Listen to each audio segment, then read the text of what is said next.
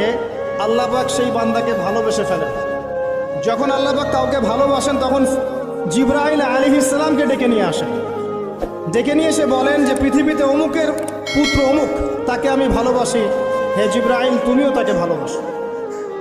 এরপর জিবরাইল আলাইহিস সালাম তাকে ভালোবাসতে থাকেন এবং অন্যান্য মালায়েকাদেরকে ডেকে জিবরাইল আলাইহিস সালাম বলেন আল্লাহ অমুককে ভালোবাসেন, আমিও তাকে ভালোবাসি, তোমরা সবাই তাকে ভালোবাসো। এরপর সমস্ত ফেরেশতারা তাকে ভালোবাসতে শুরু করে। এরপর ফেরেশতা মণ্ডলী পৃথিবীতে আসেন, এসে দুনিয়াবাসীকে উদ্দেশ্য করে বলেন যে অমুকের পুত্র অমুককে আল্লাহ ভালোবাসেন, জিবরাইল ভালোবাসে, আমরা ভালোবাসি, তোমরা সবাই তাকে ভালোবাসো। এরপর দুনিয়ার মানুষদের কাছে তার মর্যাদা বাড়িয়ে দেওয়া হয়, তার দিকে মানুষের মনকে ঘুরিয়ে দেওয়া হয় এবং তার প্রতি মানুষের ভালোবাসা সৃষ্টি করে দেওয়া হয়।